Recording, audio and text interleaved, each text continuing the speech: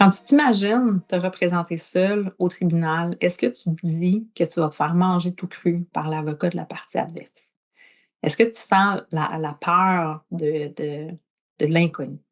C'est très probable que tu te sentes comme ça, puis c'est raisonnable aussi que tu te sentes comme ça parce que le monde juridique, c'est probablement pas ton univers. Peut-être que tu es jamais allé à la cour auparavant ou seulement une fois comme témoin, par exemple, mais tu maîtrises pas le vocabulaire, puis comment ça fonctionne dans un tribunal. Donc, c'est normal que tu aies peur. Quand on est confronté à quelque chose d'inconnu, ça, ça génère de la peur, puis c'est tout à fait normal. Donc, on essaie d'éviter les situations qui nous font peur.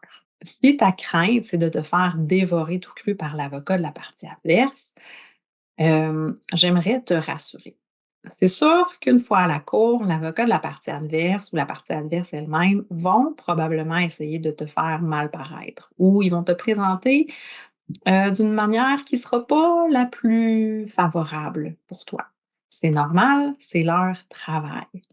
La cour, le tribunal, c'est un processus qu'on dit contradictoire. Donc, chaque partie présente au tribunal sa version des faits et l'explication qu'il donne à ces faits-là et ils ont des demandes qui sont opposées. C'est pour ça qu'on se retrouve devant un juge. Si on est capable de s'entendre, autrement, on n'aura pas besoin de l'intervention du tribunal pour trancher notre différend. Donc, on se retrouve nécessairement dans une, démarche qui est contradictoire. Donc le juge, son rôle, c'est d'entendre les 2 versions, de voir qu'est-ce que vous êtes capable de présenter comme preuve de part et d'autre, puis son mandat, dans le fond, c'est de trancher en fonction de la preuve qui est faite devant lui, pour, mettre fin au débat. Donc vous, votre rôle, c'est de présenter l'information de la façon la plus claire possible. L'avocat de la partie adverse va faire la même chose pour répondre à la même question, puis le juge va trancher en bout de ligne.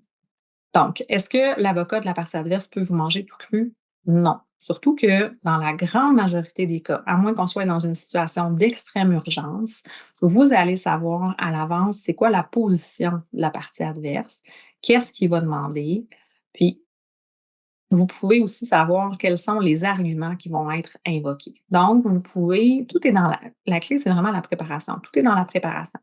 Donc, vous pouvez anticiper qu'est-ce que la partie adverse va dire, qu'est-ce qu'ils vont présenter comme argument et vous préparer à y répondre ou à présenter votre version des faits pour demander au tribunal de trancher en votre faveur.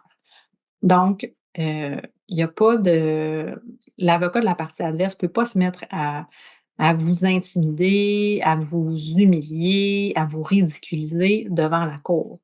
Le juge est aussi là pour, gérer sa salle d'audience et heu, les obligations déontologiques des avocats font en sorte qu'ils doivent, respecter la partie adverse, respecter son avocat, puis, les choses se déroulent de façon très cordiale. Donc, chaque partie va présenter ses arguments au tribunal, mais les tribunaux apprécient que ce soit fait hem, de façon cordiale, de façon transparente et cetera. Donc, le la salle de cours, c'est pas un ring de boxe, c'est pas un endroit où on va se battre. On a des désaccords, mais ce sont des désaccords qui vont être, argumentés avec des mots. Donc il y a personne qui se fait démolir, même avec les mots, ça serait pas toléré. Puis c'est rarement pertinent de démolir la partie adverse. Dans le fond, on est à la cour pour trancher une question. Donc ce qui va être présenté, c'est quoi les arguments